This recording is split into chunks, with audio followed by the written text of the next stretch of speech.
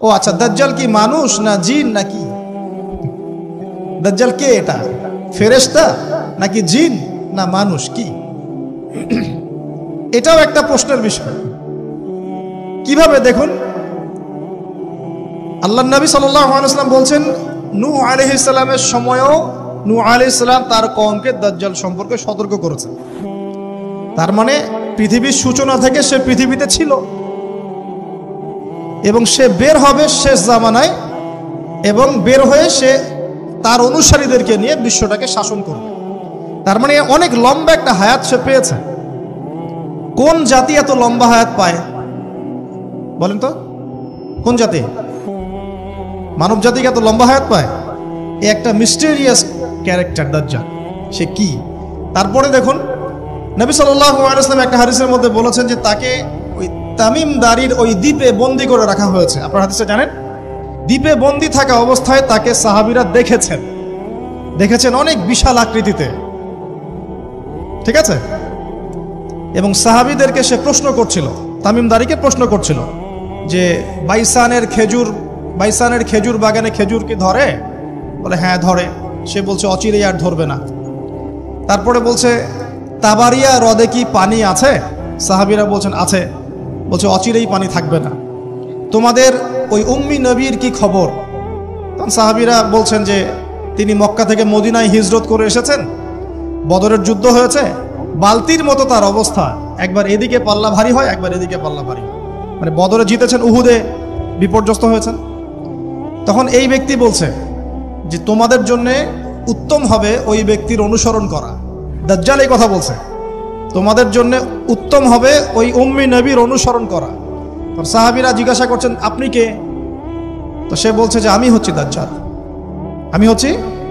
দাজ্জাল। আমাকে অচিরেই এখান থেকে মুক্ত হওয়ার অনুমতি দেয়া হবে, তখন আমি এই পৃথিবীটাকে শাসন করব। তো এখানে সাহাবীরা দেখে আসছেন, যারা দেখে আসছেন তারা পরে ইসলাম কবুল করেছেন। তখন তারা মুসলিম ছিলেন না, খ্রিস্টান ছিলেন। কথা বুঝতে পারছেন? তাহলে এখানে আমরা তাকে একটা বিশাল দেহি দেখলাম, শিকল দিয়ে বন্দী।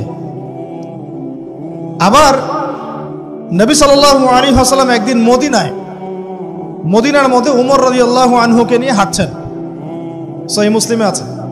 খবর পাওয়া গেল যে মদিনায় একটা যুবক ছেলে আছে, ইহুদি মায়ের সন্তান একটা যুবক ছেলে, যার চুলগুলা কোকড়ানো, চোখটা একটু ফোলা, যার আলামতগুলা দাজ্জালের সাথে মিলে যাচ্ছে। তখন নবী সাল্লাল্লাহু আলাইহি ওয়াসাল্লাম ওমর ইবনুল খাত্তাবকে নিয়ে ওদের বাসায় গেলেন। দেখলেন খেজুর বাগানে সে বসে আছে। মনোযোগ দিন। এবার নবীজি গিয়ে বললেন যে তুমি কি দেখো? সেই ছেলেটা বলছে আমি আরশ দেখি। আরশ বোঝেন? সিংহাসন। কোথায় তোমার আরশ? সেই ছেলে বলছে পানির উপরে। কোথায়? পানির উপরে। নবীজি বলছেন তুমি তো তাহলে শয়তানকে দেখো। নবীজি বলছেন তুমি কি বিশ্বাস করো যে আমি শেষ নবী? সেই ছেলে বলছে আপনি কি বিশ্বাস করেন যে আমি নবী? কি বুঝতে পারছেন কথা আমার? নবীজি বলছেন তুমি কি বিশ্বাস করো যে আমি শেষ নবী? সেই ছেলে বলছে আপনি কি বিশ্বাস করেন যে আমি নবী? উমর রাদিয়াল্লাহু আনহু তরোয়ালের খাপ খোলা সারা। তিনি বললেন যে ইয়া রাসূলুল্লাহ অনুমতি দেন, এর গর্দানটাকে নামাই দিই, বেয়াদব, আপনার সাথে বেয়াদবি করছে। তখন নবী সাল্লাল্লাহু আলাইহি ওয়াসাল্লাম বললেন দাআহু ইয়া ওমর, তাকে ছেড়ে দাও। যদি সে সত্যিকার অর্থেই দাজ্জাল হয়ে থাকে, তুমি ওমর তাকে হত্যা করতে পারবে না। কেন হত্যা করতে পারবেন না? কারণ দাজ্জালের নিহত হওয়া লেখা আছে ঈসা আলাইহিস সালামের হাতে। কার হাতে? ঈসা আলাইহিস সালাম যখন আসবেন, এই প্যালেস্টাইনের বাবে লুদ নামক জায়গায় দাজ্জালকে মারা হবে। ঠিক আছে কথা? তাহলে ওমর তুমি তাকে হত্যা করতে পারবে না। আর যদি সে দাজ্জাল না হয়ে থাকে, নিরপরাধ মানুষকে হত্যা করে কোনো লাভ নেই। এখানে চান্স নেওয়া হলো 50-50। এক হাদিসে আপনি দেখছেন নবীজি বলছেন নূহ আলাইহিস সালাম তার কওমকে দাজ্জাল সম্পর্কে সতর্ক করেছেন। এক হাদিসে নবীজি বলছেন সে বের হলে 40 দিন বিশ্ব শাসন করবে। প্রথম দিন 1 বছর, দ্বিতীয় দিন 1 মাস, তৃতীয় দিন 1 সপ্তাহ, বাকি দিন আমাদের মতো। আরেক হাদিসে নবীজি বলছেন তামিম দারি দেখে এসেছে তাকে কোথায়? দ্বীপে বন্দী অবস্থায়, সে ছাড়া পাবে অচিরেই। আবার এখানে নবী সাল্লাল্লাহু আলাইহি ওয়াসাল্লাম মদিনাতেই একটা যুবক ছেলেকে দাজ্জাল মনে করে ইনভেস্টিগেট করলেন। আপনার কাছে কি সাবজেক্টটা সহজ মনে হচ্ছে না কঠিন? খুব সহজ কি না কঠিন? চিন্তা করতে হবে কি হবে না? এতই জটিল একটা ক্যারেক্টার। শুধু তাই না, নবীজি আরো বলছেন সে যখন বের হবে, 4টা জায়গার কথা পাওয়া যাচ্ছে হাদিসে, 4টা জায়গা কোত্থেকে বের হবে। এখানে কিন্তু নবীজি মদিনাতে তাকে খুঁজলেন, ইনভেস্টিগেট করলেন। আবার আরেকটা হাদিসে নবীজি বলেছেন সে যখন বের হবে শেষ জামানায়, তখন মক্কায় ঢুকতে পারবে না, মদিনায় ঢুকতে পারবে না। আপনারা হাদিসটা জানেন না? আলেমরা তো জানেন। মক্কাতেও ঢুকতে পারবে না, মদিনাতেও ঢুকতে পারবে না। খোলা তরোয়াল নিয়ে ফেরেশতারা দাঁড়িয়ে থাকবে। আবার সেই নবী মুহাম্মদ সাল্লাল্লাহু আলাইহি ওয়াসাল্লাম মদিনাতে এই ছেলেটাকে দাজ্জাল ভাবছেন, ইনভেস্টিগেট করছেন। তার মানে তারা সতর্ক ছিলেন। এই ছেলের নাম ছিল ইবনে সাইয়্যিদ। কি নাম? ইবনে সাইয়্যিদ, নাম মনে রাখবেন। এও একটা বিস্ময়কর ক্যারেক্টার। আবার সেই নবী সাল্লাল্লাহু আলাইহি ওয়াসাল্লাম বলেছেন শেষ জামানাতে দাজ্জাল বের হবে খোরাসান থেকে। কোন জায়গা? খোরাসান। খোরাসান বলতে কোন জায়গা? এটা মূলত এর হার্ট হচ্ছে আফগানিস্তান, এর পাশে যে বেলুচিস্তান, এই যে উজবেকিস্তান, ইরানের কিছু অংশ, এই পুরো জায়গাটা, শুধু একটা দেশ না, পুরো জায়গাটা এর হার্ট হচ্ছে আফগানিস্তান। খোরাসান থেকে বের হবে। আরেক হাদিসে নবীজি বলছেন সে ইস্পাহান থেকে বের হবে। কোন জায়গা? ইস্পাহান এখন ইরানে। ভৌগোলিক বিষয় যখন তখন চেঞ্জ হয়ে যায়, হয় কি না? আগে কি ইরাক ইরান এরকম পার্ট ছিল? আগে কি এইভাবে এই 52টা দেশের ভাগ ছিল? লেবানন, জর্ডান, সৌদি আরব, ইরাক ইরান এরকম ভাগ ছিল না? এক অঞ্চল ছিল শাম, একটা হেজাজ, একটা নাজদ, এরকম আর কি ভাগ ছিল। তো এটা চেঞ্জ হয়। ওই হাদিসে আসছে ইস্পাহান থেকে একটাতে, আরেকটাতে আসছে ইরাক এবং শাম। শাম বলতে বোঝাচ্ছি এই পুরো প্যালেস্টাইন, লেবানন, জর্ডান, পুরো অঞ্চলটাই শাম। আর ইরাক তো আপনারা জানেন। ইরাক এবং শামের মাঝখানের একটা রাস্তা থেকে বের হবে। 3টা জায়গা। আরেকটা 4 নাম্বার খাল্লা নামে একটা জায়গা থেকে সে বের হবে। আর এই খাল্লা আপনি গুগলে সার্চ দিয়ে পাবেন না। গুগলের সাথেও দাজ্জালের অনুসারীদের একটা সম্পর্ক আছে, আপনার ফেসবুকের সাথেও আছে, প্রযুক্তিগুলোর সাথেও আছে, নিউক্লিয়ার ওয়েপন্সের সাথেও আছে, বর্তমান ব্যাংকিং সিস্টেমের সাথেও আছে, এবং বর্তমান গ্লোবাল পলিটিক্যাল অ্যাফেয়ার্সের সাথেও দাজ্জালের অনুসারীদের সরাসরি সম্পৃক্ততা আছে। আমি বলি নাই দাজ্জালের সম্পৃক্ততা আছে, দাজ্জালের অনুসারীদের সরাসরি সম্পৃক্ততা আছে। এটা বোঝার জন্য আপনাকে সূরা কাহাফ পড়তে হবে। কেন সূরা কাহাফ? কারণ সূরা কাহাফ পড়লে আল্লাহ আপনার ভিতরের চোখ খুলে দিবেন ইনশাআল্লাহ। এখন আপনার ভিতরের চোখ বন্ধ। কেন বন্ধ? বিকজ আপনি প্রত্যেক জুমায় সূরা কাহাফ পড়ছেন না। যখন প্রত্যেক জুমায় সূরা কাহাফ অর্থসহ পড়বেন বা অ্যাটলিস্ট তেলাওয়াত করবেন, দেখবেন ইনশাআল্লাহ আল্লাহ আপনার ভেতরের চোখ খুলে দিবেন। তা দাজ্জাল সাবজেক্টটা কি জটিল মনে হচ্ছে না সহজ মনে হচ্ছে? জটিল। এখন এত জটিলতায় আমরা গেলাম না, আমরা সহজ জায়গায় থাকি। সহজ জায়গাটা হচ্ছে সে বিশ্বটাকে শাসন করবে, এবং ন্যায় বিচারের ভিত্তিতে শাসন করবে কি? উত্তর না, সে সারা বিশ্বে ফিতনার ফাসাদ সৃষ্টি করবে। যারা তাকে ফলো করবে সে তাদেরকে সমৃদ্ধি দিবে, যারা তাকে ফলো করবে না সে তাদেরকে দুর্ভিক্ষ দিবে। বলা হচ্ছে সে খোদা দাবি করবে, সে নিজেকে খোদা দাবি করবে, বলবে আমি মাসিহ। আমি কি? মাসিহ মানে ত্রাণকর্তা। তার মূল কাজটা তাহলে জুলুমের ভিত্তিতে সারা বিশ্বটাকে শাসন করা। এই তো, সে খোদা দাবি করবে। আপনি যদি মেনে নেন তাহলে তার জান্নাতে ঢুকবেন, যদি না মানেন তাহলে তার জাহান্নামে ঢুকবেন। তার জান্নাতে ঢোকা মানে হচ্ছে আসলে জাহান্নামে ঢোকা, আর তার জাহান্নামে ঢোকা মানে হচ্ছে আসলে জান্নাতে ঢোকা। যেমন একজন যুবক ছেলেকে সে পাবে রাস্তায়, যখন বের হবে ছেলেটাকে বলবে যে তুমি কি বিশ্বাস করো যে আমি আল্লাহ? সেই ছেলে বলবে যে না, আমি বিশ্বাস করি না। সেই ছেলেটাকে শুইয়ে দিয়ে করাত দিয়ে তাকে দুই ভাগ করবে। এটা হাদিসে আসছে। 2 ভাগ করে দেহের 2টা অংশ 2 দিকে ছুঁড়ে মারবে, এবং সে শক্তিশালী হবে, অনেক ফিজিক্যালি অনেক শক্তিশালী, অনুসারীদের দিক থেকে অনেক শক্তিশালী। পৃথিবীর সব নিয়ন্ত্রণ তার হাতে, ঠিক আছে?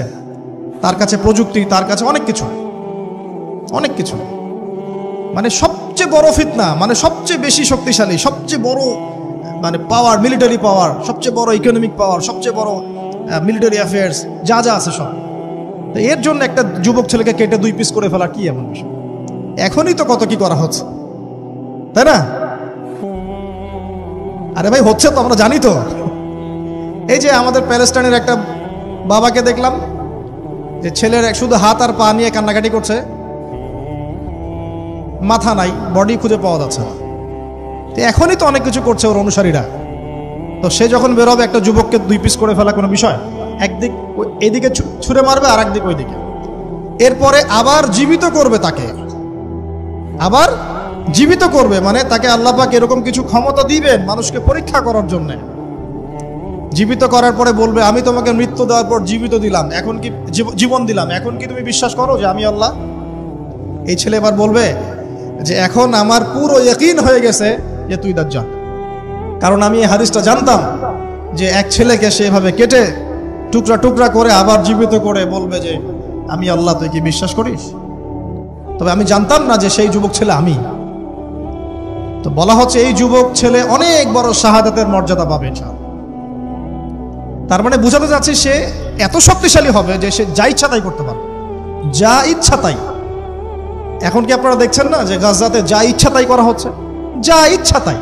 ইচ্ছা হলো আপনার ঘরটা ভেঙে দিলাম, ইচ্ছা হলো আপনার মেয়েকে তুলে নিয়ে আসলাম, ইচ্ছা হলো আপনার ছেলেটাকে নিয়ে কারাগারে রেখে দিলাম, ইচ্ছা হলো রিমান্ডে নিয়ে নিলাম, ইচ্ছা হলো আপনার জমিটা দখল করে ফেললাম, ইচ্ছা হলো আকাশ থেকে একটা বোম ফেলে আপনার বাচ্চাকে হত্যা করে ফেললাম। যা ইচ্ছা তাই, যা ইচ্ছা তাই, কেউ কিছু বলার নাই।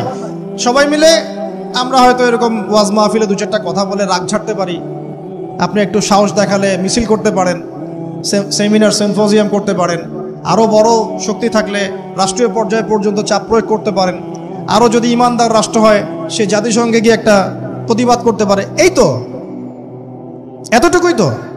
সবগুলো মুসলিম রাষ্ট্র মিলে একসাথে হয়ে কি ওর বিরুদ্ধে যুদ্ধ করতে পারছে? সবগুলো মুসলিম রাষ্ট্র দরকার নাই, অ্যাটলিস্ট 2টা 4টা 5টা 10টা মুসলিম রাষ্ট্র কি একত্রিত হয়ে ওর বিরুদ্ধে যুদ্ধ করতে পারছে? তাহলে যা ইচ্ছা তাই সে করছে না। এবং এত মানবতা বিরোধী অপরাধ করার পরেও বড় বড় পশ্চিমা country, specially United state of America এসে বলে দিবে যে আমি আমার মিত্রর পাশে আছি, যা ইচ্ছা তাই করুক, আমি ওর পাশে আছি। এবং কথাগুলো তারা খুব ঠান্ডা মাথায় বলে, আমাদের মতো ওই যে পলিটিক্যাল চিল্লা ফেল্লা করে কথা বলে। আমরা ওয়াজ মাহফিলে যে একদম চিল্লা চিল্লি করে গলা ফাটায় ফেলে দিই একদম, হ্যাঁ, মানুষের আবেগ বুঝে ওয়াজ করি, মানুষের আবেগ বুঝে ওয়াজ করি। জোরে জোরে বললে মানুষ জোরে জোরে ঠিক বলবে, আমার ভিউ বাড়বে। আদতে এগুলো কথা বলার আদব না, এগুলো কিন্তু কথা বলার আদব নয়। এখন বিষয়টা দেখুন, ঠান্ডা মাথায় বলে দিবে আমরা আমাদের মিত্রের পাশে আছি, তাহলে ও যা ইচ্ছা তাই করছে না? একটা ছোট রাষ্ট্র যদি যা ইচ্ছা তাই করতে পারে, দাজ্জাল করতে পারবে না? তাই মনে হয়? এখন সে এভাবে বিশ্বটাকে শাসন করবে। আপনি যদি মেনে নেন তাহলে আপনি সমৃদ্ধি পাবেন, না মানলে আপনাকে দুর্ভিক্ষ দিয়ে দিবে। একটা কওমের পাশ দিয়ে যাবে, বলবে তোমরা কি বিশ্বাস করো যে আমি আল্লাহ? বলবে হ্যাঁ বিশ্বাস করি। ব্যাস, এদেরকে সমৃদ্ধি, সোনা দানা হীরা জহরত যত খাজানা খনি আছে দিয়ে দিবে। একটা কওমের পাশ দিয়ে যাবে, বিশ্বাস করো আমি আল্লাহ, সে বলবে না আমরা বিশ্বাস করি না, তার ইমানদার। ওদের উপর বৃষ্টি বন্ধ হয়ে যাবে, দুর্ভিক্ষ। এখন দুর্ভিক্ষ, বৃষ্টি বন্ধ হওয়া ইত্যাদির অনেক ব্যাখ্যাও আছে। মূল কথাটা আসেন, সে যদি বিশ্বটাকে শাসন করতে চায় তার অনুসারীর দরকার আছে কি নাই? আছে না নাই? আচ্ছা, এবার একটু ভালো করে বোঝেন। মনে করেন আপনার নাম হচ্ছে আমাদের আব্দুল্লাহ ভাই, মনে করেন, বা আব্দুর রহমান, ঠিক আছে? আব্দুর রহমান ভাই আমাদের মনে করেন যে বিশ্বটাকে শাসন করতে চায়। তাহলে ভাই আপনি বলেন তো, এই বিশ্বের অর্থনীতি আপনার নিয়ন্ত্রণ করতে হবে কি না? হবে না? হবে না? না নিয়ন্ত্রণ করে কি আপনি বিশ্ব শাসন করতে পারবেন? আচ্ছা, আপনাকে বিশ্বের এই পুরো গ্লোবাল অ্যাফেয়ার্স, পলিটিক্যাল অ্যাফেয়ার্সগুলো নিয়ন্ত্রণ করতে হবে কি না? হবে কি হবে না? আচ্ছা, আপনাকে বিশ্বের মিডিয়াগুলো নিয়ন্ত্রণে রাখতে হবে কি না? হবে কি না? আপনাকে বিশ্বের বড় বড় অস্ত্রশস্ত্রগুলো নিজের করে মজুত করতে হবে কি না? বিশ্বের সবচেয়ে দামি বিষয়গুলো যেমন অয়েল, গোল্ড, সিলভার, পেট্রোডলার, এগুলো আপনার নিয়ন্ত্রণে থাকতে হবে কি না? থাকতে হবে। আচ্ছা, বিশ্বের অর্থনীতি থেকে শুরু করে, রাজনীতি থেকে শুরু করে, সমরনীতি থেকে শুরু করে, মিডিয়া, প্রযুক্তি, এগুলো আপনার নখদর্পণে থাকতে হবে কিনা? তার মানে দাজ্জাল যদি বিশ্ব শাসন করতে চায় তাকে এই প্রত্যেকটা বিষয়কে নিয়ন্ত্রণ করতে হবেই। এখন আমার প্রশ্ন, সে কাদেরকে নিয়ে বিশ্ব শাসন করবে? উত্তরটা হাদিস থেকে নিয়ে নেবেন। নবী সাল্লাল্লাহু আলাইহি ওয়াসাল্লাম বলেছেন সে ইহুদিদেরকে নিয়ে বিশ্ব শাসন করবে। মুসলমানদেরকে নিয়ে না, বৌদ্ধদেরকে নিয়ে না, খ্রিস্টানদেরকে নিয়ে না, অন্য কাউকে নিয়ে না। কাদেরকে নিয়ে? এমনকি ইস্পাহান যে শহরটার কথা এসেছে, ওই জায়গাটার থেকেও 70,000 ইহুদি তার সাথে যোগ দিবে। কত হাজার? আরো যোগ দিবে এক শ্রেণীর মেয়ে। এক শ্রেণীর মেয়ের কথা আসছে, যাদেরকে আপনি ঘরে রাখতে পারবেন না, তাদের বাবা, ভাই, স্বামী মিলেও ঘরে বেঁধে রাখতে পারবে না, ছুটে ওর সাথে যোগ দিবে। এক শ্রেণী হচ্ছে ইহুদিরা, এক শ্রেণী এরকম মেয়েরা, আরেক শ্রেণী হচ্ছে কিছু মুনাফিক, যার অন্তরে সামান্য পরিমাণ নেফাকিও থাকবে, সেও শেষে ওর সাথে গিয়ে যোগ দেবে। মূল যোগ দিবে কারা তাহলে? মূল বাহিনীটা কাদেরকে নিয়ে গঠিত বলেন? আচ্ছা, এখন আপনি আমাদেরকে বলেন, এবার আমার দিকে তাকান, ফোকাস করেন, এখান থেকে আমরা আস্তে আস্তে আস্তে আস্তে একটা কনক্লুশনে আসবো। দাজ্জালের ক্যারেক্টার বুঝেছেন, ওর ফাংশনটা কি সেটাও বুঝেছেন, কাদেরকে নিয়ে বিশ্ব শাসন করবে সেটাও জানলেন। এখন একটু লক্ষ্য করে দেখেন, আপনাকে আমি 2000 বছরের ইতিহাস এই 20 মিনিটে বলে শেষ করে দেব। কত হাজার বছর? 2000 বছর। ইহুদি কারা? ইহুদি আর বনু ইসরাইল কি এক? উত্তর না। ভালো করে কথাগুলো শোনেন, এগুলো বই পড়তে অনেক সময় লাগবে আপনার, এবং ঘাটাঘাটি করতে অনেক সময় লাগবে, খুব অল্প সময় বুঝে নেন। ইহুদি বনু ইসরাইল এক নয়। বনু ইসরাইল কাদেরকে বলা হয়? ইব্রাহিম আলাইহিস সালামের ছেলে, এক ছেলের নাম ইসমাইল, এক ছেলের নাম ইসহাক। ঠিক আছে? ইসমাইল আলাইহিস সালাম থাকেন মক্কায়, সেখানে তাকে কেন্দ্র করে একটা সভ্যতা। এই বংশে সর্বশেষ নবী মুহাম্মদ সাল্লাল্লাহু আলাইহি ওয়াসাল্লামের জন্ম। তার মানে আমরা বনু ইসমাইল। আমরা কারা? বনু ইসমাইল। আমরা মুহাম্মদ সাল্লাল্লাহু আলাইহি ওয়াসাল্লামের কওম, উম্মাহ। আর এইদিকে আরেক ছেলের নাম হচ্ছে ইসহাক, যিনি থাকেন ওই শামে, ওই প্যালেস্টাইনে, ওই জেরুজালেমে, ওই জায়গায়, ওটা শাম। ঠিক আছে? এবং ওখানে তিনি তার বংশ বিস্তার হচ্ছে। তার ছেলের নাম হলো ইয়াকুব। কি নাম? ইয়াকুব আলাইহিস সালামের আরেক নাম হলো ইসরাইল। ইয়াকুব আলাইহিস সালামের আরেক নাম কি? ইসরাইল। এবং তার সন্তানদেরকে বলা হয় বনু ইসরাইল। তার সন্তান অনেক।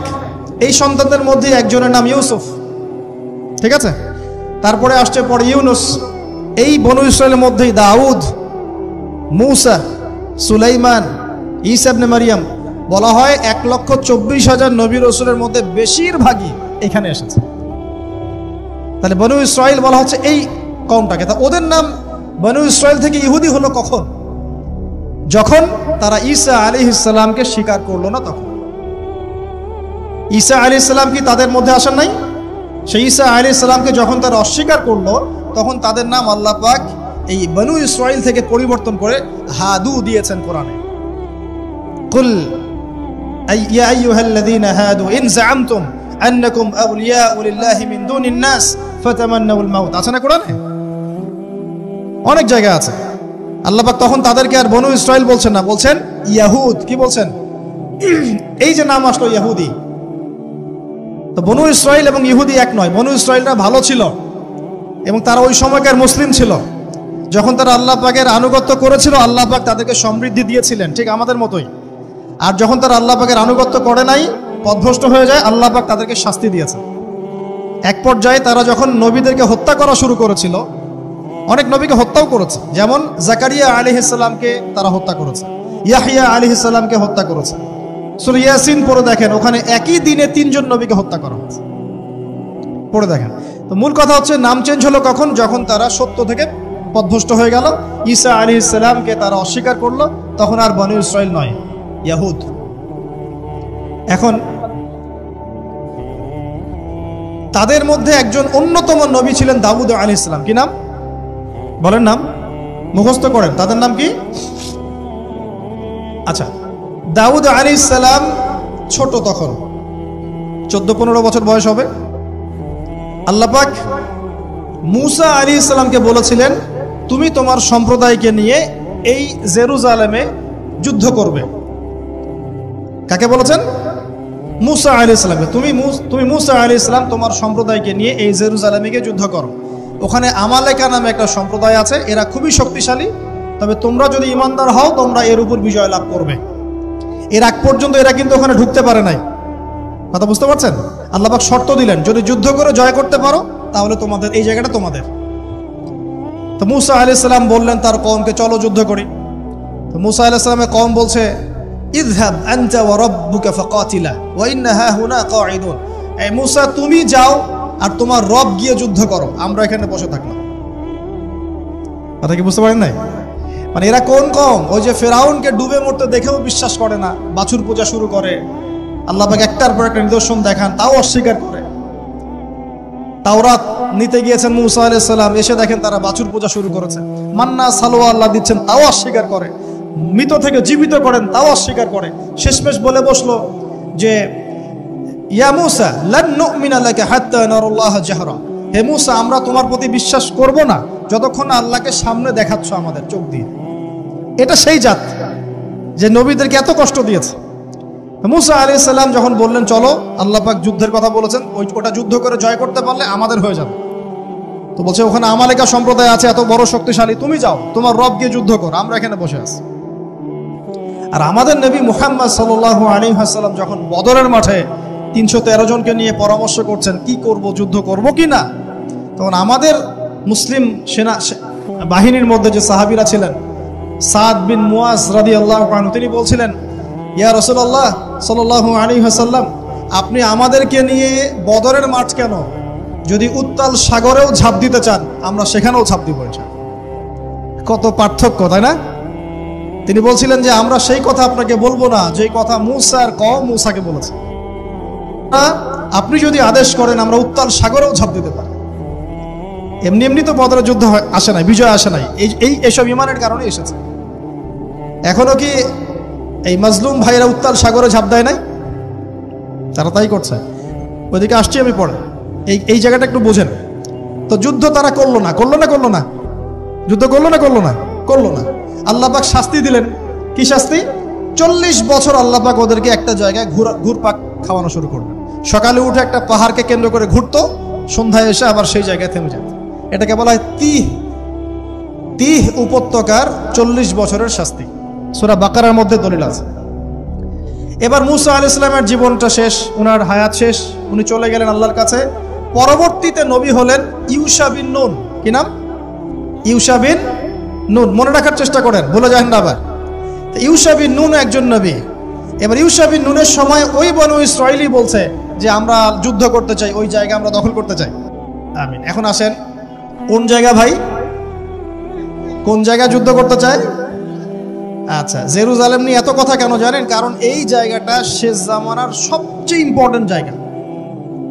শেষ জামানার সবচেয়ে ইম্পর্টেন্ট জায়গা 3টা, মুখস্থ করেন। কয়টা? 1 হচ্ছে জেরুজালেম, 2 হচ্ছে মক্কা মদিনা, জানেন, আর 3 নাম্বার হচ্ছে কনস্ট্যান্টিনোপল। কনস্ট্যান্টিনোপল মানে কুস্তান্তনিয়া। কোথায় এটা? তুরস্কে। আরেকটা জায়গা আছে, এটাও অনেক বেশি ইম্পর্টেন্ট, সেটা হলো খোরাসান। সেটা কি? খোরাসান। এই 4টা জায়গার কথা মাথায় রাখবেন।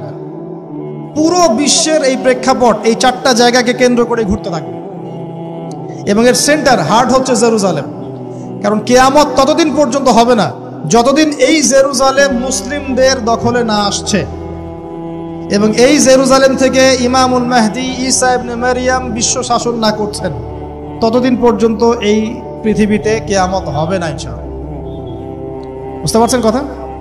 আচ্ছা, তো ইউশা বিন নুন এখন বলছেন যে আচ্ছা তোমরা তো আবার যুদ্ধ করতে যাচ্ছ, মুসা আলাইহিস সালামের সময় তো যুদ্ধ করতে বলা হয়েছিল, করো নাই। এখন যদি আবার যুদ্ধের কথা বলা হয়, যদি তোমরা আবার পালায় যাও, তখন তারা বলছে ওয়ামা লানা আল্লা নুকাতিলা ফি সাবিলিল্লাহ, কেন আমরা আল্লাহর রাস্তায় যুদ্ধ করব না? ওয়াকাদ উখরিজনা মিন দিয়ারিনা, আমাদেরকে আমাদের বাড়িঘর থেকে বের করে দেওয়া হয়েছে, ওয়া আবনাইনা, আমাদের সন্তান থেকে বিচ্ছেদ করানো হয়েছে, কেন যুদ্ধ করব না? অবশ্যই যুদ্ধ করব। তো বলছি ঠিক আছে, তাহলে আমি আল্লাহর কাছে দোয়া করলাম। করেন। আল্লাহর কাছে দোয়া করা হলো, আল্লাহ পাক বললেন যা জিহাদ ফরজ করলাম, নাও যুদ্ধ করো। ওখানে কোন সম্প্রদায় আছে? আমালেকা, অনেক শক্তিশালী, অনেক বিশাল দেহে। এখন যুদ্ধের আয়াত ফরজ হওয়ার পরে এখন বনু ইসরাইল বলছে আচ্ছা আমাদেরকে একটা নেতা নিযুক্ত করে দিন, তাহলে সেনাপতি নিযুক্ত করুন। সেনাপতি লাগে কি লাগে না? লাগে না? আচ্ছা, আমরা শিখতেছি স্মার্টফোন, টিকটক, বিশ্বাস ঢাকা শহরে এই 15 থেকে 20 বছরের ছেলেপেলের যা অবস্থা দেখলে আমাদের চোখ দিয়ে পানি বের হয়। আবার শুকরিয়া আদায় করি, আলহামদুলিল্লাহ ওই যুগে আমরা, এই যুগটা আমরা এইভাবে নষ্ট করি না, আলহামদুলিল্লাহ। কি একটা অবস্থা! এদের অর্ধেকের সাইকোলজি নষ্ট করে দিয়েছে বিভিন্ন মুভিজ, সিনেমা।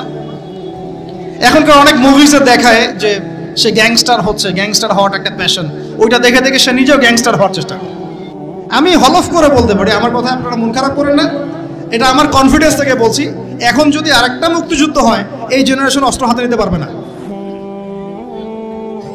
ওই অস্ত্র হাতে নিবে ওই যাদের বয়স 40, ওই 50, এরাই। আমাদের এই যে কিশোর গ্যাং, টিকটক জেনারেশন আর যুবক সমাজকে আপনি খুঁজেই পাবেন। আল্লাহ পাক আমাদেরকে হেফাজত করুন। আর এটার জন্য ভাই, আমাদের যাদের দাড়ি পেকে গেছে আমরা দায়ী সমানভাবে। কারণ আপনি নিজের ফিকির করেছেন, আপনার সন্তানের ফিকির কোথায়? আপনার ছেলে সারা রাত পর্ন দেখে, আপনার মেয়ে সারাদিন ছেলেদের সাথে কথা বলে, আপনার মেয়ে ছেলে যে ডেট করতেছে এইখানে ওইখানে, জেনা করতেছে, মদ খাচ্ছে, গাড়ি নিয়ে ধুমসে ড্রাইভ করতেছে মেয়েকে নিয়ে। আপনি মনে করতেছেন বাচ্চা ছোট আছে, বড় হলে ঠিক হয়ে যাবে। সুবহানাল্লাহ। আপনি বাচ্চাকে পড়াচ্ছেন না, কোরআন শেখাচ্ছেন না, হাদিস শেখাচ্ছেন না। জেনারেল লাইনে যে পড়াচ্ছেন, জেনারেল লাইনে পড়াশোনা করার পরে সে হচ্ছেটা কি? কি শিখলো? স্যারকে দেখলে থাপ্পড় মারে। এখনকার ছেলেপেলে অনেকে স্যারকে সম্মান করেন। স্যার নকল ধরে ফেলেছে, স্যারকে এক থাপ্পড় দিল। গুন্ডামি শিখেছে, গুন্ডামি। আদব, সবর, নীতি নৈতিকতা এগুলো নাই, উঠে যাচ্ছে দিন দিন। আমি আসলে ওয়াজ করবো কি নিয়ে? দাজ্জাল তো অনেক বড় ইস্যু। সত্যি কথা বলতে দেখেন, আমরাও স্কুলে পড়েছি, কলেজে পড়েছি, কিন্তু আমরা তো বেয়াদব ছিলাম। বেয়াদবি এক জিনিস আর দুষ্টামি এক জিনিস। আমরা দুষ্ট ছিলাম, খুব দুষ্ট ছিলাম, দুরন্ত। খেলাধুলা পছন্দ করতাম, দুরন্ত, দুষ্টামি করতাম। স্যারদের সাথে আমাদের একটা ফ্রেন্ডলি সম্পর্ক ছিল, বন্ধুর মতো। কিন্তু আমরা কখনো বেয়াদবি করি না। এখন দেখবেন ওয়াজে আলেমদের সামনে গিয়ে বেয়াদবি করতেছে। ওলামায়ে কেরামের সামনে যে একটু মানে ভদ্রভাবে কিছু কথা বলে, মাসালা জিজ্ঞাসা করে, ওখানেও গিয়ে বেয়াদবি করতে, কথা বলাই জানে না কিভাবে কথা বলতে হয়। আল্লাহর ওয়াস্তে ভাই, আকীদার আমলের এই যে আখলাকের সংশোধন করেন, না হলে আমাদের সামনে মহা বিপর্যয় অপেক্ষা করছে। আল্লাহ পাক আমাদের সবাইকে কথাগুলো বোঝার তৌফিক দান করুন, বলি আমিন। অনেক লম্বা হয়ে যাবে, ওদিকে যাচ্ছি না, মূল জায়গা থেকে একটু শেষ করে দেব। আপনারা অনেকক্ষণ ধরে অপেক্ষা করছেন, একটু খেয়াল করেন। তাহলে ইউশা বিন নুনের কাছে এখন এরা বলছে নেতা দাও, নেতা। তো ইউশা বিন নুন বলছে ঠিক আছে, আমি দোয়া করলাম। আল্লাহ পাক তালুতকে নেতা বানালেন। কাকে? তালুত। এখন বনু ইসরাইল বলছে ওর নেতৃত্ব আমরা মানি না। কেন মানো না? যে ওর তো টাকা পয়সা নাই, ওর তো স্ট্যাটাস নাই। যে আমাদের কাছে নেতৃত্বের মানদণ্ড যেগুলা, আমরা টাকা পয়সা দেখে নেতা বানাই না। আপনার টাকা নেই, আপনি নেতা হতে আসছেন কেন? আপনার স্ট্যাটাস নাই, আসছেন কেন? ও বনু ইসরাইল একই কথা বলছে, ওর তো টাকা নাই, স্ট্যাটাস নাই, নেতা হবে কেন? তখন আল্লাহ পাক বলছেন যে ওয়াজাদাহু বাসতাতান ফিল ইলমি ওয়াল জিসম। আল্লাহ পাক তো তালুতকে দুটো কোয়ালিটি দিয়েছেন। আল্লাহ পাক তাকে শারীরিক শক্তি দিয়েছিলেন এবং জ্ঞান দিয়েছেন, প্রজ্ঞা এবং জ্ঞান দিয়েছেন। তার নেতৃত্বের মানদণ্ড কয়টা এখানে পেলেন? দুটা। শারীরিক শক্তি থাকতে হবে ঠিকঠাক, ফিজিক্যালি স্ট্রং না হলে তো সে ডিল করতে পারবে না। আর মেধা থাকতে হবে, জ্ঞান। তা আসলে কি এই দুইটা এখন নেতৃত্বের মানদণ্ড? সুবহানাল্লাহ। অদ্ভুত সিস্টেম বিশ্ববাসীকে দেওয়া হয়েছে। বিশ্ববাসীকে একটা অদ্ভুত সিস্টেম দেওয়া হয়েছে। একজন মেজর, একজন কর্নেল, একজন বিসিএস ক্যাডার মানুষ এমন একজন মানুষকে স্যালুট করে যে মানুষটা অক্ষর জ্ঞান নাই, নামও স্বাক্ষর করতে পারে না, এবং সে বিভিন্ন জায়গায় দুর্নীতি করে আসছে, টাকা পয়সা লুটপাট করে আসছে। একজন বিসিএস ক্যাডার এবং একজন আর্মি অফিসার, একজন জেনারেল, একজন মেজর তাকে স্যালুট করতেছে। কি সিস্টেম! অথচ তার চাইতে এই ব্যক্তি নেতৃত্ব পাওয়ার অনেক বেশি যোগ্য। জ্ঞান তার আছে এবং শারীরিক শক্তি তার আছে, তার প্রশিক্ষণ আছে, সবকিছু তার মধ্যে আছে। কি সিস্টেম বিশ্ববাসীকে দেওয়া হয়েছে! সুবহানাল্লাহ। আমি ফিলোসফিও পড়েছি অনেকদিন। অ্যারিস্টটল এবং প্লেটোদের যুগে এটাকে বলা হতো দি কমিউনিটি অফ ফুলস। একটা পড়ে দেখবেন, স্যার সলিমুল্লাহর লেখা অনেকগুলো বই আছে, এর মধ্যে পড়ে দেখেন। মানে অজ্ঞতার একটা যুগ, অজ্ঞতার শাসন, অজ্ঞতার কমিউনিটি। বাদ দেন, এখানে ইউশা বিন নুন নেতৃত্ব দিলেন কাকে? তালুতকে। ওরা বললো মানি না। তো আল্লাহ পাক মনোনয়ন করেছেন, এখন না মানলে তোমরা আযাব ভোগ করবা। তারপরে তারা মেনে নিল, এবার যুদ্ধে যাচ্ছে। ওই জেরুজালেম মুক্ত করতে যাচ্ছে। যে জেরুজালেম এখন তারা মুক্ত করতে চাচ্ছে, ওই জেরুজালেম তালুতের বাহিনী মুক্ত করতে যাচ্ছে।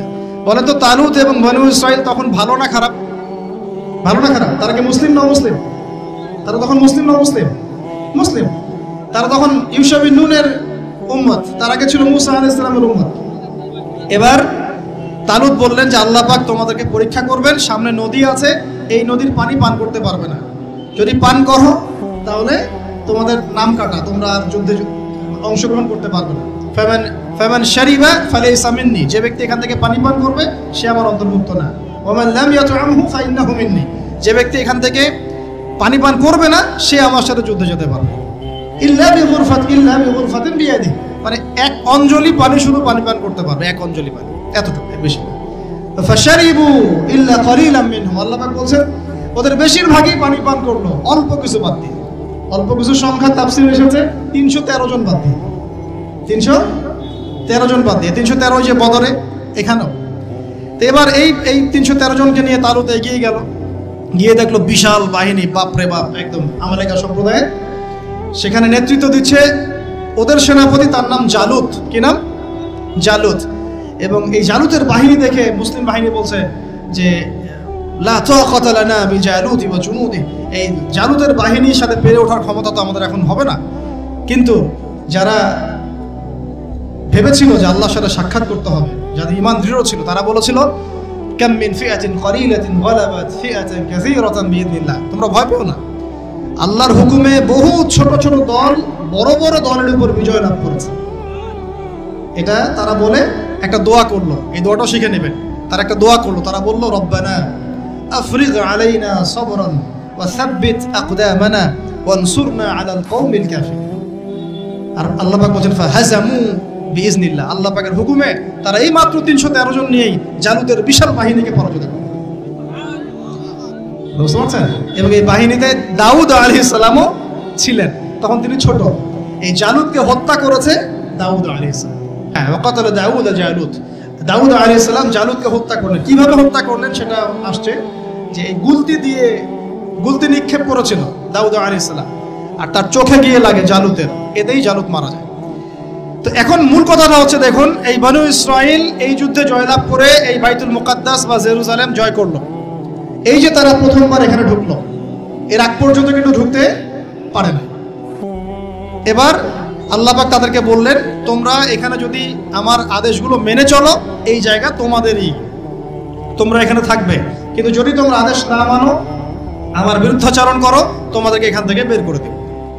আর আল্লাহ পাক এটা বলেও দিলেন লা তুফসিদুন্না ফিল আরদি মাররাতাইন, তোমরা কিন্তু দুইবার সীমা লঙ্ঘন করবা, আমি কিন্তু সতর্ক করছি তোমাদেরকে। কয়বার? দুইবার। এবার দাউদ আলাইহিস সালামের সময় তারা খুব সুন্দর ছিল, একদম রুলিং স্টেট। বলা হয় যে দাউদ আলাইহিস সালামের সময় তারা ওই জেরুজালেম থেকে বিশ্বকে শাসন করেছে। ঠিক আছে? দাউদ আলাইহিস সালামের পরে আসলো তার ছেলে সুলাইমান, নাম কি? সুলাইমান আলাইহিস সালাম। এই সময় আরো সমৃদ্ধি লাভ করলো, এত সমৃদ্ধি যে বাতাসের উপর নিয়ন্ত্রণ। জিনরা ডুবুরির কাজ করে পাথর এনে দেয়, জিনরা ডুবুরির কাজ করে মণিমুক্তা এনে দেয়। জিনদেরকে দিয়ে এই যে বাইতুল মুকাদ্দাস তিনি নির্মাণ করালেন আবার, তাই না? এই যে বাইতুল মুকাদ্দাসের কথা বলছি। তারপরে বাতাসকে যদি বলেন এখান থেকে আমাকে নিয়ে যাও, 1 মাসের পথ এক বেলায় চলে যাচ্ছে। পিঁপড়া হাঁটছে, সুলাইমান আলাইহিস সালাম পিঁপড়ার ভাষা বোঝেন, পাখির ভাষা বোঝেন, তারা তেলাওয়াত করেন, মাছ এসে তেলাওয়াত শুনে। মানে এমন একটা সভ্যতা, এই সভ্যতা পৃথিবীতে আসেনি কখনো।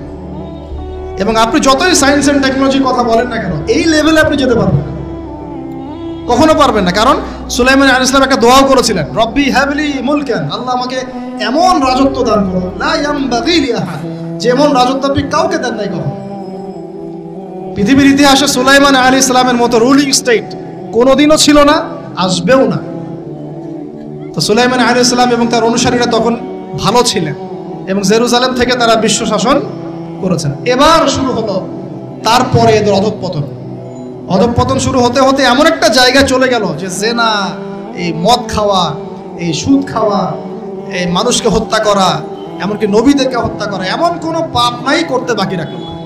এমন কোনো পাপ নাই, মানে নবীদেরকে পর্যন্ত জবাই করে হত্যা করেছে। আর কি কিছু বলতে হবে? আল্লাহ পাক ওই যে ওয়াদা করেছিলেন যদি ফাসাদ সৃষ্টি করো এখান থেকে বের করে দেব। এবার আল্লাহ পাক একটা বাহিনী পাঠালেন।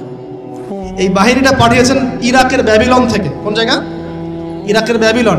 এই বাহিনীর রাজার নাম ছিল নেবুজাদ নেজার। কি নাম বলেন? নেবুজাদ নেজার। সে ছিল মূলত অগ্নি পূজারী আর কি। তার একটা সভ্যতা, ব্যাবিলনের সভ্যতা। ব্যাবিলনের সভ্যতা কিন্তু অনেক প্রাচীন। এবার তারা গিয়ে কি করলো, এই বনু ইসরাইল যারা পথভ্রষ্ট হয়ে গেছে এদেরকে এমন মায়ের ওখানে জেরুজালেমে গিয়ে একটা একটা করে সেখান থেকে ওরা বের করে দিল, দিয়ে ওদেরকে ওই জেরুজালেমের যে মসজিদ, ওখানকার ফল ফসল যা আছে সব ডিস্ট্রয়, ম্যাসাকার করে ফেলল। এখন ওরা যা করতেছে গাজার সাথে এরকম কাজ এর চেয়েও ভয়ঙ্কর। নেবুজাদ নেজার একটা একটা করে ধরে ধরে কেটে কেটে ফেলল। আর বাকি যারা বেঁচে ছিল এদেরকে দাস বানিয়ে শিকল দিয়ে পেঁচিয়ে ব্যাবিলনে নিয়ে গেল। তাহলে দেখেন, রুলিং স্টেট থেকে বনু ইসরাইল চলে আসলো এখন কোথায়? ব্যাবিলনে, দাসত্বের শৃঙ্খল। আর তাদের ওই ফকর থাকলো না, শেষ। কারণ আল্লাহ ওয়াদা করেছিলেন ভালো থাকলে ভালো থাকবা, খারাপ করলে খারাপ। যেমন আল্লাহ পাক আমাদের সাথে ওয়াদা করেছেন না, উম্মতে মুহাম্মাদি যদি আমার আনুগত্য করো, মুহাম্মদ সাল্লাল্লাহু আলাইহি ওয়াসাল্লামের আনুগত্য করো, তোমরাই বিশ্বের নেতৃত্ব দিবে। আর যদি না করো, ওই যে তোমাদের উপর কাফেরদেরকে চাপাই দেবে, তাই না? এখন এরকমই আল্লাহ পাকের সুন্নত একদম সেম। ইতিহাস খালি ঘুরছে আর ঘুরছে, কখন ওদের পাল্লায় কখন আমাদের পাল্লায়। বিশ্বের ইতিহাসটা একদম প্যারালাল, খেয়াল করে দেখবেন। এবার এই ব্যাবিলনে চলে আসার পরে এরা দাস, কাজ করলে খাইতে পারে, না করলে খাইতে পারে না। দেখেন কোন জায়গা থেকে আল্লাহ কোথায় নিয়ে আসলেন। আজকে আমরা যে 1200 বছর ওয়ার্ল্ডটাকে শাসন করেছি, কেউ বিশ্বাস করবে এখন? আমরা যে মুসলিম উম্মাহ প্রায় 1200 বছর মুহাম্মদ সাল্লাল্লাহু আলাইহি ওয়াসাল্লামের পর থেকে এই বিশ্বটাকে আমরা শাসন করছি, এখন কেউ বিশ্বাস করবে? এখন যদি পশ্চিমারা বলে যে তোমাদেরকে স্যাংশন দিয়ে দিব, ব্যাস তখন আমাদের দেখা যায় যে সমস্যা হতে পারে। কেউ যদি বলে তোমরা যদি বাড়াবাড়ি করো টাকার মান কমে যাবে, আমরা বলি বাপরে বাপ, তাহলে তো বাড়াবাড়ি করা যাবে না। আমরা কি ওদের উপর রুল করতে পারি এখন? সরাসরি কথা বলেন না, পারি না। কিন্তু একসময় পারতাম। মানে ওরা জিজিয়া দিয়ে আমাদের দেশে থাকতো, জিজিয়া কর, ট্যাক্স দিয়ে আমাদের দেশে থাকতো। মুসলিম উম্মার যখন একটা ইউনাইটেড গ্লোবাল খিলাফা ছিল তখনকার কথা বলছে। তো এভাবে পালা বদল হয়। তো ওরা কখনো ভাবতে পারে নাই যে ব্যাবিলনে এসে এইভাবে জেলের জীবন কাটাতে হবে। কেন? অবাধ্যতার কারণ। এবার আল্লাহ পাক তাদেরকে আরেকটা সুযোগ দিলেন। কি দিলেন? আরেকটা সুযোগ দিলেন। ব্যাবিলনে বসে বসে ওরা আলোচনা করে যে আমাদের কিন্তু একজন মাসিহ আসবে। কে আসবে? মাসিহ মানে হচ্ছে ত্রাণকর্তা। এই মাসিহ যখন আসবে আমরা আবার সেই জায়গা ফিরে পাবো। কি করবো আবার? কোন জায়গা বলেন? কোন জায়গা? জেরুজালেম আবার ফিরে পাবো। বুঝতে পারতেছেন কি ভাই? আলোচনা একটু কঠিন আমি জানি, বুঝতে পারতেছেন কি? আচ্ছা, আমরা আবার জেরুজালেম ফিরে পাবো। তো ওরা এখন এগুলো আলোচনা করে যে আমাদের তাওরাতে লেখা আছে, আমাদের তালমুদে লেখা আছে, শেষে আমাদের একজন মাসিহ আসবে। ওই মাসিহ আসলে আবার ওই জায়গা আমরা ফিরে পাবো। তোমরা টেনশন করো না, হতাশ হয় না। আমরা যেমন বলি না যে এখন দুরবস্থা চলছে, তাতে কি আমাদের মাহদি আসবেন, ঈসা ইবনে মারইয়াম আসবেন, আবার আমরা খিলাফা ফিরে পাবো, বলি কি না? হাদিসে তো আছেও। তো ওরাও এরকম চর্চা করে। তো করতে করতে আল্লাহ পাক তাদের দিকে মুখ ফিরিয়ে তাকালেন, দয়া করলেন। দয়া করে আল্লাহ পাক মাসিহকে পাঠালেন। সেই মাসিহের নাম কি? ঈসা আলাইহিস সালাম। কিন্তু এই হতভাগা জাত ঈসা আলাইহিস সালাম যে তাদের মাসিহ, এটা তারা বিশ্বাসই করলো না, বরং তাকে জারদ সন্তান বলে গালি পর্যন্ত দিল। জানেন না, মারিয়াম আলাইহিস সালামকে বললো যে কোত্থেকে সন্তান নিয়ে আসছো? মনে আছে আপনাদের? নিজেদের মাসিহকে তারা চিনতে পারলো। ঠিক আমাদের উম্মতে মুহাম্মাদির মধ্যে এমন অনেক মুনাফিক থাকবে যারা ইমাম মাহাদিকে চিনতে পারবে না। দেখিয়েন, ওই সময় যখন মাহাদির বাহিনী বের হবে বলবে সন্ত্রাসী বের হয়েছে। ইমামুল মাহাদি মানুষের মুখের ভাষায় কথা বলবেন না, অস্ত্রের ভাষায় কথা বলবেন। জি, হাদিসে স্পষ্ট আছে, লা তুকাতিলুনাল ইয়াহুদ, তোমরা অবশ্যই ইহুদদের সাথে যুদ্ধ করো। মুখ দিয়ে যুদ্ধ হয়। ওয়ালা তাকতুলুন্নাহুম, অবশ্যই ওদেরকে তোমরা হত্যা করো। এমনকি যদি গাছের পিছনেও, পাথরের পিছনেও কেউ লুকায়, পাথর গাছ কথা বলবে। হাত্তা ইয়াকুলুস শাজার, গাছ কথা বলবে গারগাত বাদ দিয়ে। ইয়া মুসলিম, হে মুসলিম, ইন্না ওয়ারাইল ইয়াহুদ তাআল ফাকতুলহু, আমার পিছনে ও লুকিয়ে আছে, আসো হত্যা করো। তো বাই দ্য ওয়ে, এখন আল্লাহ পাক রহম করলেন, মাসিহ পাঠালেন, চিনতে পারলো না, বিশ্বাস করলো না, তাকে জারদ সন্তান বলে গালি দিল। শুধু তাই না, ঈসা আলাইহিস সালামকে তারা হত্যার চেষ্টা পর্যন্ত করে না। হত্যার চেষ্টা তারা সূরা মাইদা নিসা পড়ে দেখেন, তারা বলে, ফখর করে বলে ইহুদিরা, ইন্না কাতালনাল মাসিহ ইবনে মারইয়াম, আমরা ঈসা আলাইহিস সালামকে হত্যা করেছি।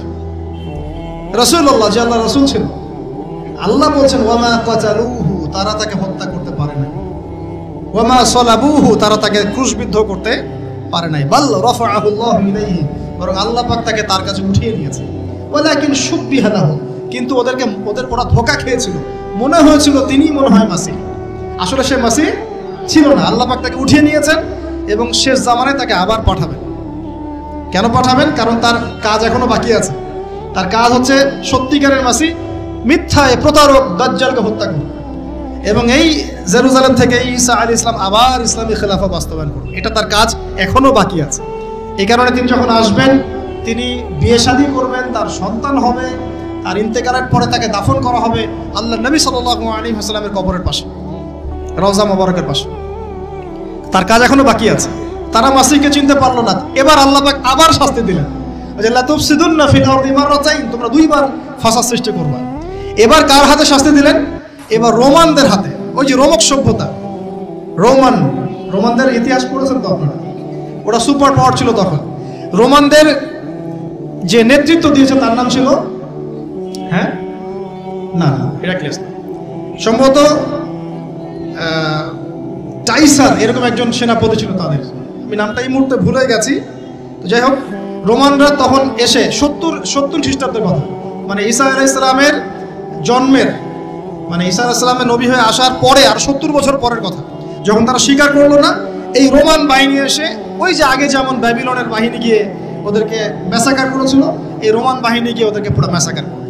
আবার এই জেরুজালেম ধ্বংস হলো, মসজিদ ডিস্ট্রয় হলো, ওদেরকে হত্যা করা হলো, দাসত্ব শৃঙ্খলা আবদ্ধ করলো, এভাবে ওদেরকে আবার ম্যাসাকার করা। দুইবার আল্লাহ শাস্তি দিলেন। তবে এবার তারা দাসত্বের শৃঙ্খলা আবদ্ধ হয় নাই, বিশ্বের বিভিন্ন জায়গায় ছড়িয়ে ছিটিয়ে গেছে। কোথাও 10 জন, কোথাও 20 জন, কোথাও 50, কোথাও 100, এভাবে আস্তে আস্তে ছড়িয়ে ছিটিয়ে গেছে। ওরা আর এক জায়গায় থাকতে পারে না। ওদের একটা অংশ গিয়ে মদিনায় আশ্রয় নিয়েছে। কোথায়? মদিনা, যার নাম ইয়াসরিব। ওই সময়কার কথা বলছি, কিন্তু প্রায় 1400 বছর আগের কথা বলছি আমি, 1500, 1000 বছর, 2000 বছর আগের কথা বলছি। মদিনায় আশ্রয় নিয়েছে 3টা গোত্র, বনু কুরাইজা, বনু কাইনুকা, বনু নাজির। আমার সাথে বলেন একটা, বনু কুরাইজা, বনু কাইনুকা, বনু নাজির। কোথায় আছে ওরা বসে? মদিনায়। কেন মদিনায়? কারণ ওই যে তাওরাতে আছে, মাসিহকে তো স্বীকার করলো না, শেষ জামানে একজন নবী আসবে, সে ওই আরব থেকে আসবে, অপেক্ষা করছে মদিনায়, যে সেই নবী আসলে ইসলাম কবুল করে আমরা আবার সমৃদ্ধি হব। কথা বুঝতে পারছেন? তারা অপেক্ষা করছে ওখানে মুহাম্মদ সাল্লাল্লাহু আলাইহি ওয়াসাল্লামের জন্যই। আল্লাহর নবী আসলেন, 13 বছর মক্কায় দাওয়াতি কাজ করলেন, করে মদিনায় হিজরত করে গেলেন, তাদেরই দরজায় গেলেন, তাদের সাথে দেখা করলেন, তাদেরই কেবলায় 17 মাস নামাজ পড়লেন। তাদের কেবলা মানে বাইতুল মুকাদ্দাস, বা 16 মাস বা 17 মাস নামাজ পড়লেন। কিন্তু তারপরেও ঠিক যেমন করে তারা ওদের মাসিহকে চিনতে ব্যর্থ হলো, একইভাবে তারা মুহাম্মদ সাল্লাল্লাহু আলাইহি ওয়াসাল্লামকেও চিনতে ব্যর্থ হলো। না মাসিহকে গ্রহণ করলো, না মুহাম্মদ সাল্লাল্লাহু আলাইহি ওয়াসাল্লাম। ব্যাস, এরপরে শত্রুতা শুরু হলো। আপনারা জানেন, আল্লাহর নবীকে বারংবার তারা হত্যার চেষ্টাও করেছে। আল্লাহ নবী বনু নজিরের দেয়ালে হেলান দিয়ে আছেন, উপর থেকে পাথর ফেলে হত্যা করার চেষ্টা করা হয়েছে। খাইবারে নবী যুদ্ধ করতে গিয়েছেন, তাকে বিষ পান করে প্রয়োগ করে হত্যা করার চেষ্টা করা হয়েছে। তাহলে ওদের চরিত্র কি বদলালো? বদলিয়েছে? বদলায় নাই। আপনারা কি ওদের পটভূমি বুঝতে পারছেন, ইতিহাস? এবার নবী সাল্লাল্লাহু আলাইহি ওয়াসাল্লামকে আল্লাহ পাক যুদ্ধের আদেশ করলেন। আল্লাহ নবী সাল্লাল্লাহু আলাইহি ওয়াসাল্লাম একটা করে ইহুদি কওমের এগেইনস্টে যুদ্ধ করলেন, একটা করে। প্রথমে বনু কুরাইজা, বনু কাইনুকাকে বের করে দেওয়া হলো, তারপরে বনু নাজিরকে বের করে দেওয়া হলো, তারপরে বনু কুরাইজাকে বের করে দেওয়া হলো, সর্বশেষ খায়বারে গিয়ে একটা করে ইহুদিকে ওখান থেকে বের করে দেওয়া। 4টা গোত্রকে বের করা হয়েছে। প্রতিটা বাড়ি ওদের খেয়ানতের কারণে, মদিনা সনদের চুক্তি ভঙ্গ করার কারণে। ওদের চরিত্রটাই এমন ছিল। আমরা চুক্তিবদ্ধ ছিলাম যে আমরা তোমার সাথে যুদ্ধ করব না, তোমরা আমার সাথে যুদ্ধ করবে না, আমাদের শত্রুদের বিরুদ্ধে তোমরা তাদেরকে সাহায্য করতে পারবে না। কিন্তু এই ইহুদিরা কুরাইশদেরকে সাহায্য করে, ওদের সাথে আঘাত করে আমাদের বিরুদ্ধে গদ্দারি করেছে। এই কারণে আমরা কি জুলুম করেছিলাম? আল্লাহ পাক কি জুলুম করতে পারেন? এবার তাদেরকে বের করে শুরু দেয়াই হয় নাই। আমাদের নবী সাল্লাল্লাহু আলাইহি ওয়াসাল্লাম ইন্তেকালের কয়েকদিন আগে বলে গিয়েছিলেন, ইন্তেকালের কয়েকদিন আগে, যে আমার ইন্তেকালের পরে এই জাজিরাতুল আরব থেকে তোমরা ইহুদিদেরকে বের করে দিও। কে বলে গেছেন? আর সেই কওমের সাথে এখনকার মধ্যপ্রাচ্যের যে আরব কান্ট্রিগুলো আছে, এরা উপরে না, ভিতরে ভিতরে হাত পেতে আঘাত করে বসে আছে। সুবহান, লজ্জা আমাদের, লজ্জা, ধিক্কার আমাদের। ওদের ওদের প্রত্যক্ষ পরোক্ষ মদদে এই রাষ্ট্রটা টিকে আছে। চতুর্দিক থেকে 8-10টা মুসলিম কান্ট্রি মিলে যদি একত্রিত হয়, ওখানে থাকতে পারতো? তাই মনে হয়? মসনদের জন্যে, দুনিয়ার স্বার্থে, অর্থের স্বার্থে আমরা এই কাজগুলো করেছি, করে যাচ্ছি, এখনো করে যাচ্ছি। আতাতের হিস্ট্রি বলতে গেলে সারা রাত যাবে, আপনাদের ধৈর্য ধরতে পারবেন না। এই 1917-18 সালের দিকেও এই নাজদিরা, 1917-18 সালের দিকেও নাজদিরা এই ব্রিটেনের সাথে আতাত করে তুর্কিতে নিয়োজিত যে ইয়ারা ছিল, শাসকরা ছিল, তাদের বিরুদ্ধে বিদ্রোহ করে আরব রাষ্ট্র কায়েম করেছে।